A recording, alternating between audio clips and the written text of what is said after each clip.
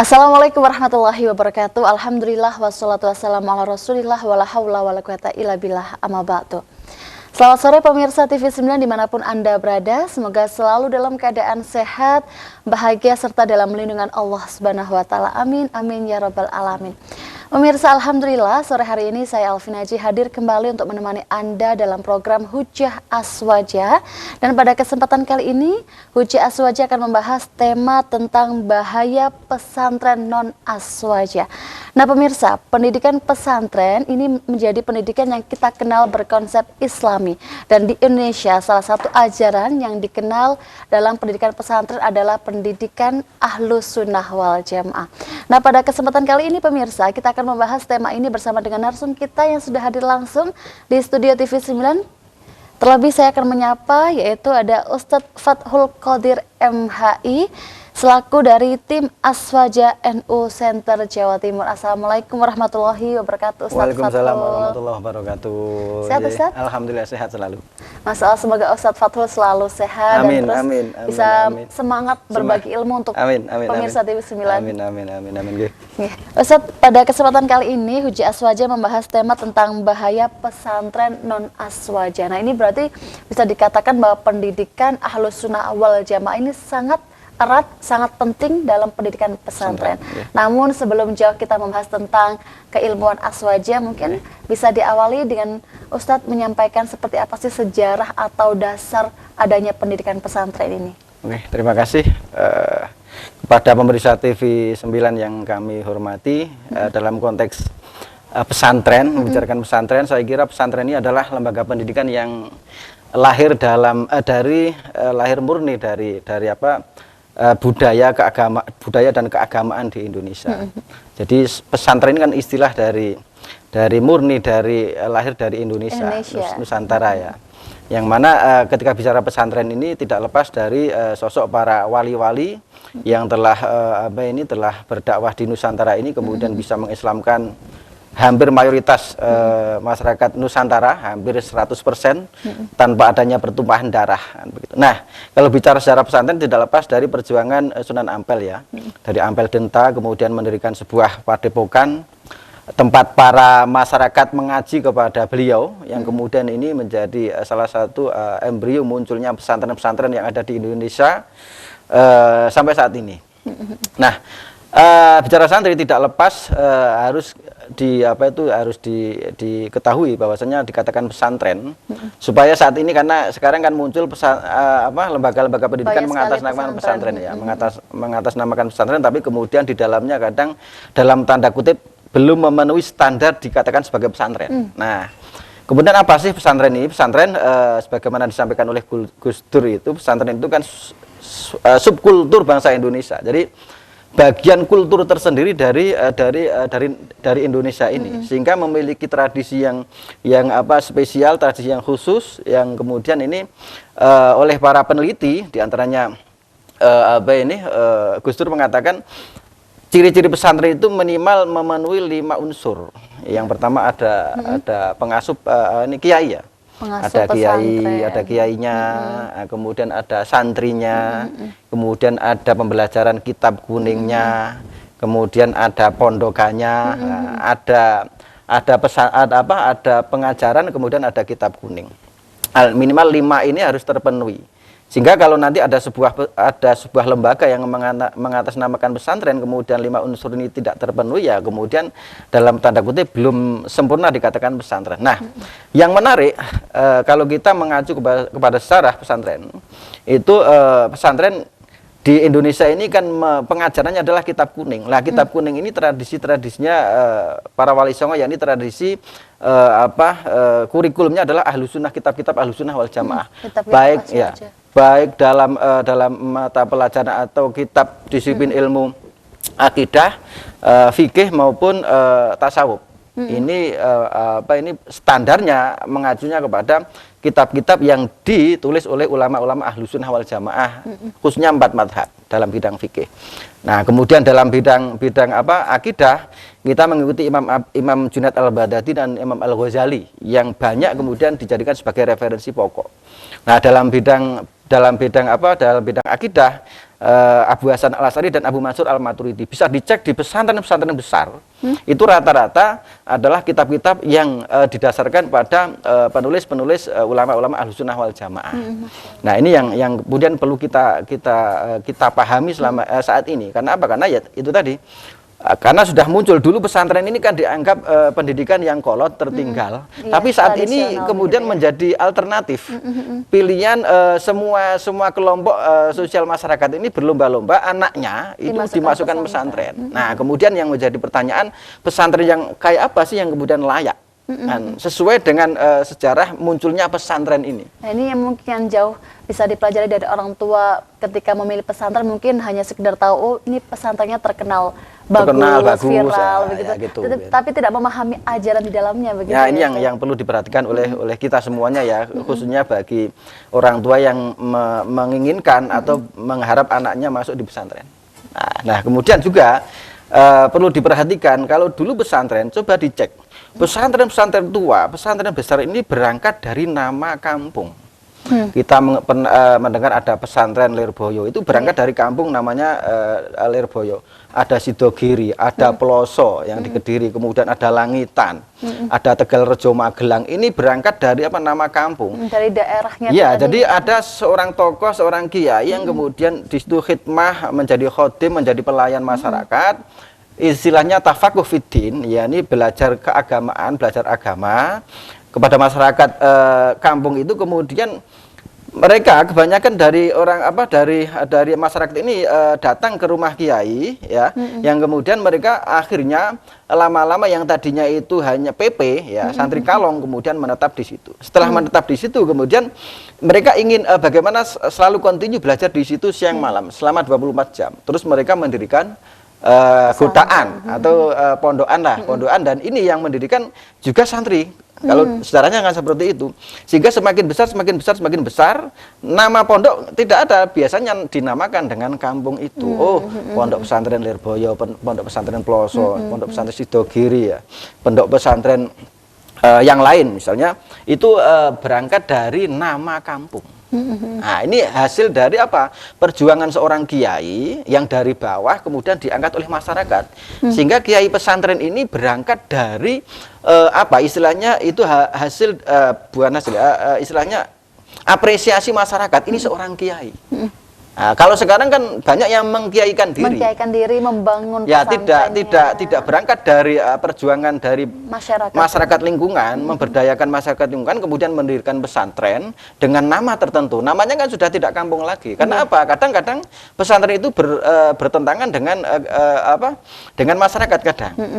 Nah, ini yang kemudian harus kita perhatikan. Kalau kita berangkat dari sejarah, memang pesantren itu berangkat dari tauladan seorang kiai yang kemudian diangkat oleh masyarakat, akhirnya mereka mempercayakan diri anak-anak mereka di kiai tersebut mendirikan pesantren. Kira-kira sejarahnya kalau melihat sejarahnya pesantren berawal dari itu adalah apresiasi dari masyarakat yang membangun pondok pesantren itu, dan juga ada 5 unsur elemen tadi ya, Ustadz, yang pokok untuk membangun pesantren. Nah, tapi kan kita juga beriringan ini mengetahui banyak sekali pesantren yang masih dikatakan tidak memenuhi kualifikasi tadi. Apakah itu ada sanksi, hukuman? Bagaimana itu menggambarkan pesantren seperti itu, Ustadz?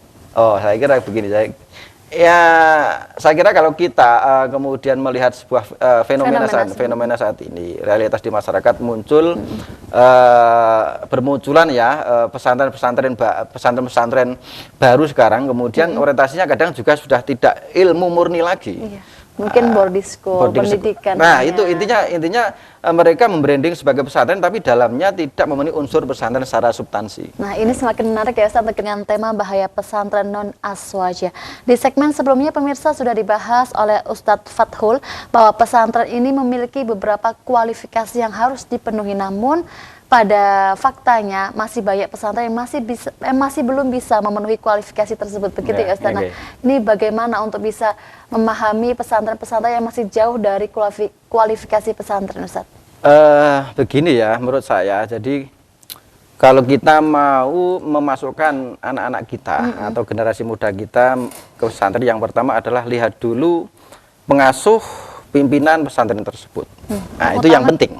Pastikan pengasuhnya. Pengasuhnya. Jadi Satu, jadi memang seorang guru atau seorang mursyid ini kan karena ini lembaga tafakuh fiddin, mencari ilmu agama di situ, kan begitu. Jadi sebagaimana ya Ibnu Sirin itu mengatakan inna hadzal ilma dinun, bahwasanya ilmu ini adalah agama. Fangduru amman ta'khuduna dinakum. Jadi maka engkau harus berpikir, dipikir-pikir dulu dari mana engkau akan mendapatkan agama ini.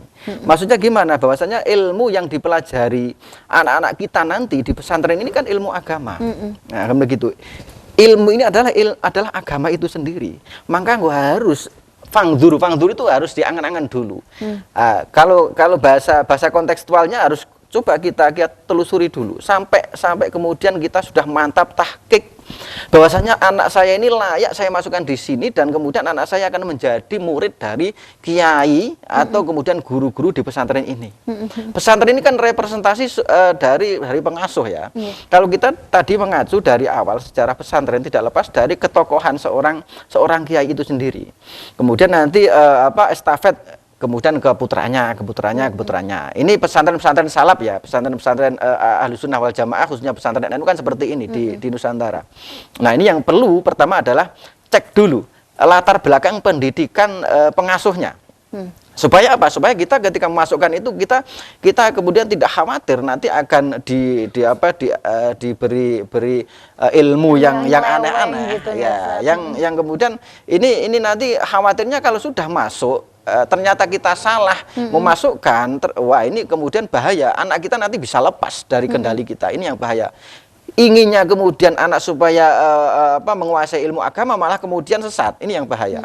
Nah, itu yang pertama. Jadi coba cek latar belakang pengasuh dan kemudian pengajarnya, mu'alim, mudarisnya di situ, ke mayoritas alumni mana, misalnya alumni Lirboyo, alumni Ploso, alumni Langitan, Sidogiri, Al-Azhar Mesir misalnya, yang kemudian masih dalam satu akidah Ahlussunnah wal Jamaah, oke, kita bisa di situ. Nah, kemudian tinggal milih, banyak kan sekarang pesantren-pesantren itu. Kemudian juga yang apabila muncul sekarang pesantren-pesantren yang kemudian dalam tanda kutip sudah ada manajemen yang modern ya, profesional, manajemennya kemudian sudah bagus, tidak bisa dikatakan salaf lagi, tapi di situ muatan kurikulumnya salaf, tapi cara manajemennya sudah modern. Oke, kita cek juga kurikulumnya, juga kurikulum dan juga pengasuhnya alumni mana. Kalau kita sudah mantap sesuai dengan kualifikasi yang kita inginkan, oke, kita masukkan di situ sambil anak kemudian masuk di sekolah ya, sekolah yang sifatnya mengajarkan pelajaran-pelajaran non agama itu, tapi kemudian ada muatan di diniyahnya adalah muatan-muatan kurikulum salaf. Ini kalau yang sudah ada model pesantren yang modern. Nah, kemudian nanti misalnya ada pesantren yang masih dalam tanda kutip masih agak remang-remang, cek lagi. Coba kita masuk bagaimana kiprah alumninya kelihatan. Jadi minimal pertama adalah melihat pengasuhnya, track record pengasuhnya. Maaf, jadi ini harus sampai mendetail supaya kita tidak salah memondokkan anak. Kemudian kurikulumnya bagaimana, kemudian ustadz-ustadznya bagaimana, kemudian lihat alumninya. Alumni ini kan selalu akan kalau pesantren-pesantren salaf, pesantren-pesantren Nahdlatul Ulama itu alumninya masih ada ikatan kuat emosional. Karena apa? Ketika sudah memasukkan dirinya ke pesantren, berarti dia menjadi murid dari kiai pesantren tersebut selamanya. Nah, alumni pesantren itu coba nanti kiprahnya bagaimana? Misalnya alumni pesantren besar kita misalnya dari Tebu Ireng, dari Tambak Beras, dari Denanyar, dari Lirboyo, dari Ploso, dari Langitan, dari Tegalrejo, Kempek, Cirebon, misalnya begitu. Itu jelas alumninya kiprahnya di masyarakat, di NU, di Ahlussunnah wal Jamaah, di segala lembaga pendidikan, kemudian kiprah di masyarakat, entah itu politik, entah itu pendidikan, entah itu sosial, apapun mereka track recordnya jelas. Ini yang kemudian menjadi parameter kita, bagaimana sih kita mendeteksi pesantren ini baik atau tidak, sesuai dengan Ahlussunnah wal Jamaah atau tidak. Ini yang penting. Karena sekarang ini banyak yang mengistilahkan pesantren tapi dalamnya bukan pesantren. Bukan pesantren. Ini yang bahaya. Bahkan banyak yang begini, banyak kemudian dia hanya modal uang, mampu secara finansial mendirikan pesantren, tapi kemudian kiainya juga nyewa dari luar, menggaji, tapi kemudian kurikulumnya tidak jelas. Ya, kurikulumnya tidak jelas, campur aduk, pengasuhnya juga tidak jelas. Ini yang kemudian perlu juga diperhatikan begitu. Supaya apa? Generasi kita tidak salah arah. Karena bahaya. Karena ketika ngomong keilmuan agama ini ketika tidak kita pikirkan secara mendalam, ya kemudian nanti dampaknya generasi kita akan malah merusak, tidak akan memberikan kontribusi yang positif terhadap bangsa dan agama Islam. Sanadnya harus jelas ya. Nah, sanad. Nah, ini makanya bicara sanad dalam konteks sanad ya, misalnya hadis misalnya gini, as-sanadu dinun. Jadi sanad itu ya agama itu. Laulal sanad lakola man sa'a masa'a. Kalau tidak memikirkan sanad, tidak kemudian kita memperhatikan sanad, maka siapapun bisa ngomong. Yang bukan kiai bisa ngomong, dia sebagai kiai ngomong yang tidak ahlinya. Ini yang bahaya. Iya ya Ustadz. Nah, dengan beragamnya banyak sekali pondok pesantren, ini bagaimana Ustadz mungkin bisa memudahkan untuk para orang tua menilai bahwa itu pesantren memiliki ajaran Ahlussunnah wal Jamaah, seperti apa ciri-ciri ajaran Aswaja itu Ustadz? Nah, itu tadi. Jadi berangkat tidak lepas dari kurikulum yang diajarkan di situ. Cek, coba kurikulum misalnya dalam bidang tauhid, kitab-kitabnya karangannya siapa? Kemudian dalam bidang-bidang fikih kitabnya siapa? Dalam bidang tasawuf kitabnya siapa? Kemudian misalnya muatan dari non agama itu kemudian ditulis oleh siapa? Itu yang perlu diperhatikan juga. Berarti ini bisa dikatakan bahwa ajaran Aswaja ini merupakan kewajiban Ustadz, harus ada di pesantren? Wajib. Nah, bagaimana untuk pesantren yang tidak memiliki ajaran Aswaja ini Ustadz? Ya, saya kira kalau mereka mengklaim sebagai pesantren boleh-boleh saja ya. Jadi boleh mengklaim saja. Tapi masyarakat harus ini sifatnya kita ini kan memberikan pencerahan kepada masyarakat supaya tidak salah masuk. Jadi sekarang itu kan hanya nomenklaturnya itu ya pesantren, tapi kemudian di dalamnya ini yang butuh kita harus jeli, harus kita kemudian harus sampai detail meneliti sebatas mana kualifikasi sah sebagai pesantren atau tidak. Ini berarti sangat harus dipahami untuk masyarakat bahwa ketika ingin mensantrenkan, memondokkan anaknya di pesantren ini harus memperhatikan ilmunya ini aswaja atau bukan, begitu ya. Itu yang penting. Nah, oke, siap.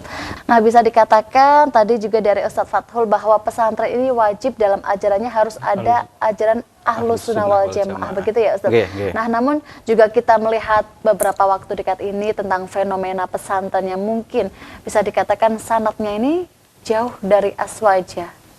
Mungkin ada pendapat atau Ustadz berkomentar terkait pesantren yang mungkin tidak mendeklarasikan dirinya ini sebagai pesantren aswaja tapi menjadikan pesantren nasionalisme, itu bagaimana Ustadz? Gini ya, jadi tetap kalau kita bicara pesantren ini kan sebagai lembaga pendidikan Islam. Jadi lembaga tafakuh fiddin. Beda nanti misalnya belajar hanya yang mata pelajarannya, kurikulumnya ilmu yang sifatnya dalam tanda kutip umum, bukan agama. Belajar kepada siapapun nggak masalah. Matematika, fisika nggak masalah, nggak akan bahaya.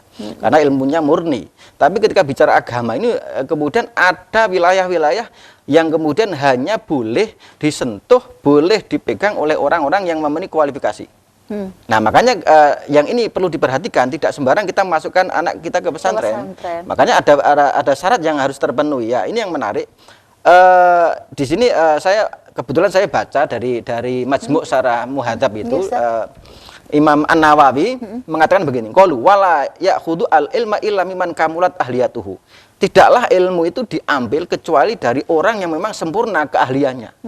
Jadi memang pakarnya ahlinya. Seorang kiai ini memang sempurna dalam keilmuan ya, spesialisasi apa, ilmu tauhid, ilmu syariat, ilmu fikih, ilmu tasawuf, punya keahlian. Ya, tahakkuk ilmu hadis, ilmu tafsir. Nah, kemudian juga wadhaharat dianatu jelas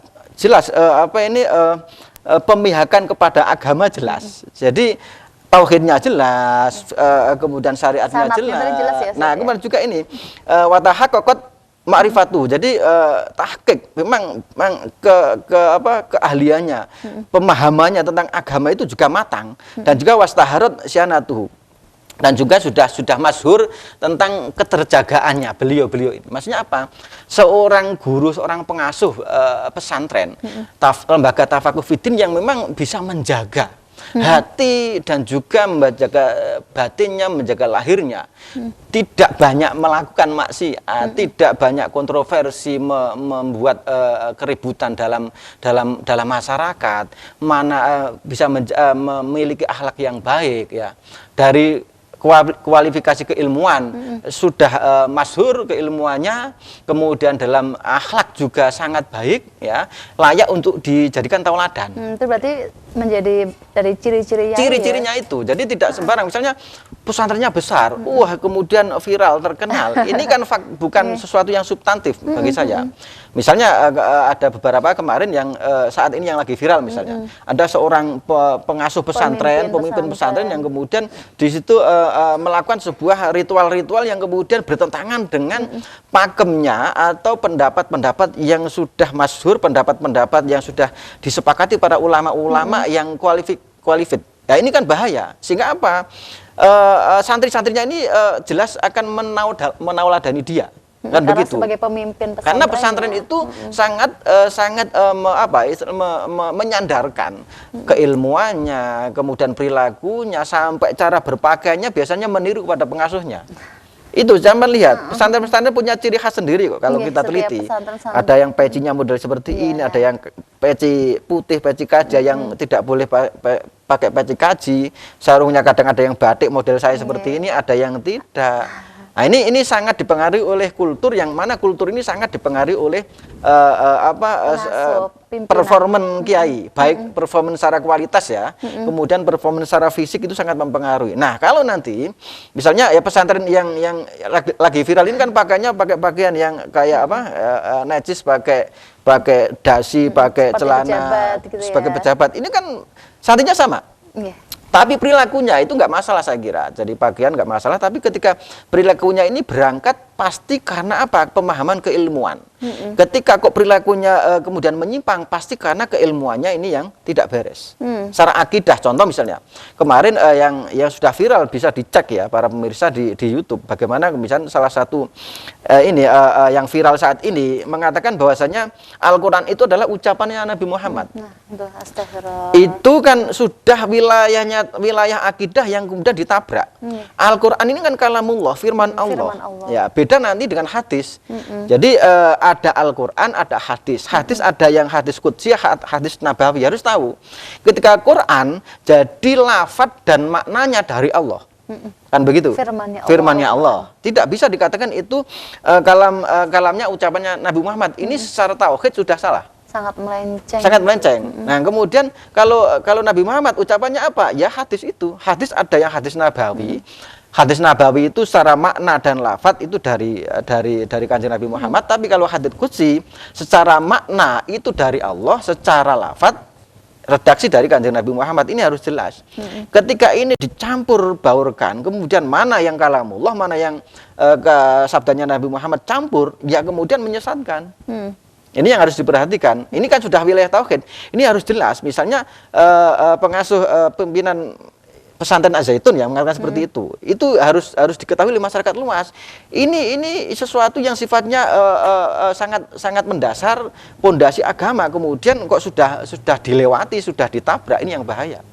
Belum nanti misalnya boleh khutbah perempuan atau kemudian imam perempuan, belakangnya makmumnya laki-laki. Meskipun ada pendapat kecil yang salah, beberapa ulama yang memperbolehkan, tapi pendapat mayoritas mengatakan bahwasanya misalnya yang mengatakan bahwasanya imam itu ya harus laki-laki. Nah, kemudian pendapat pendapat yang asing ya, pendapat ulama yang lemah kemudian dijadikan panutan. Ini kemudian akan terjadi kehebohan di masyarakat.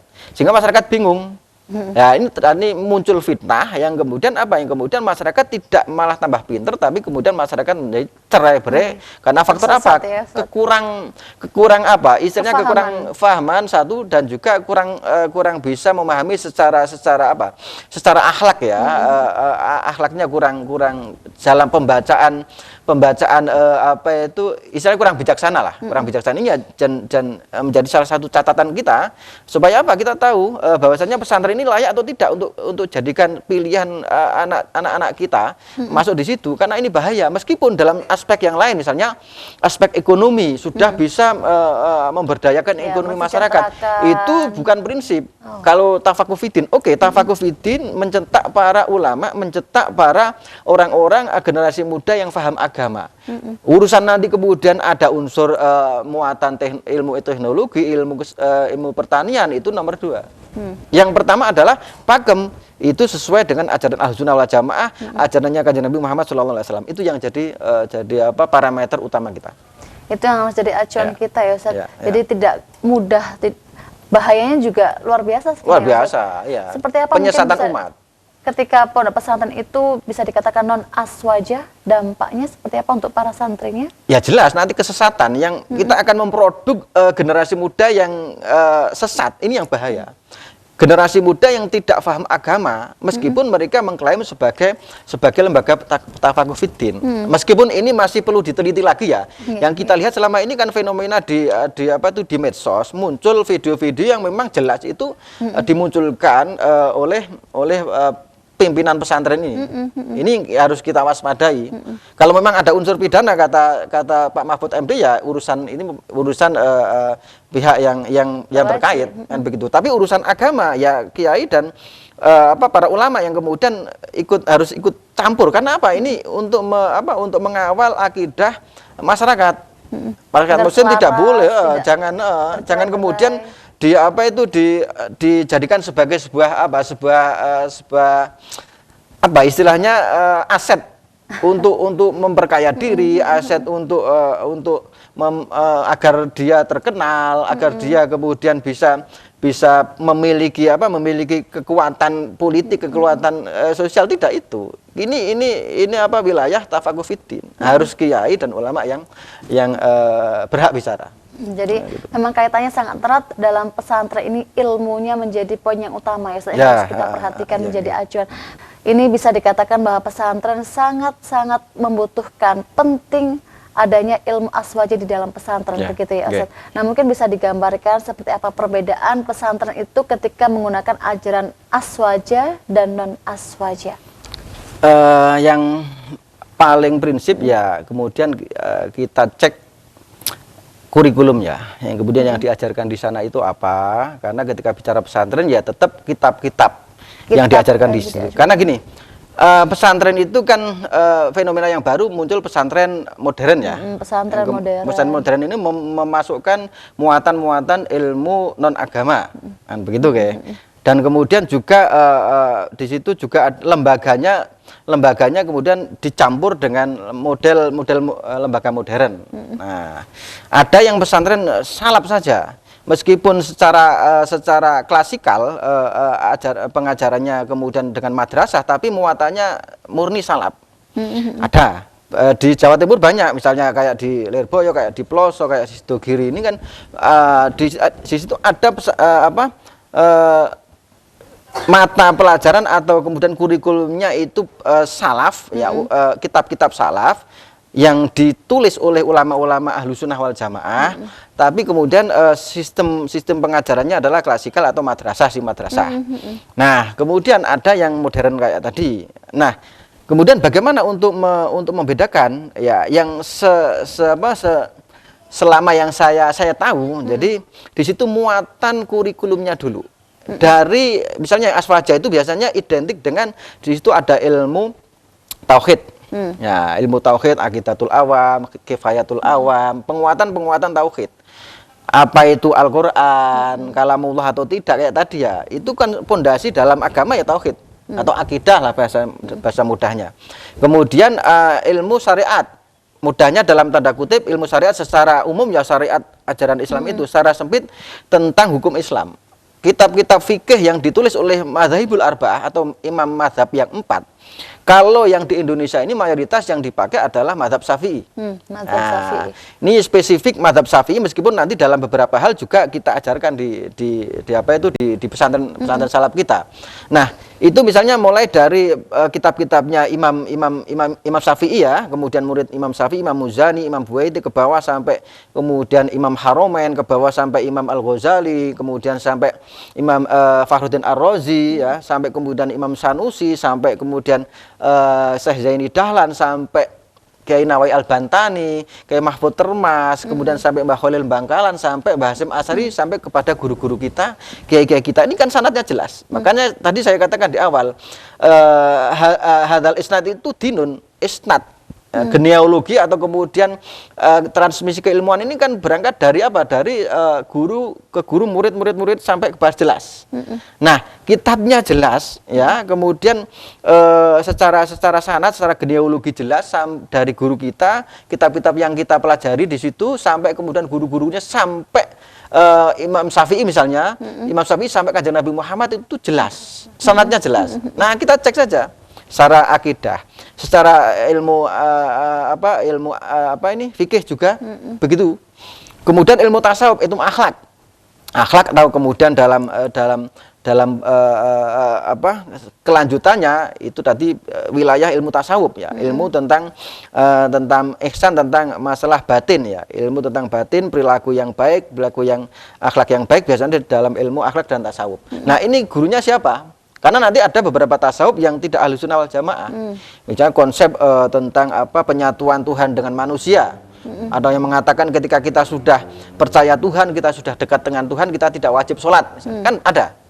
Nah, ini yang kemudian harus jelas yang diajarkan di pesantren tersebut. Kalau tasawuf dan akhlak siapa?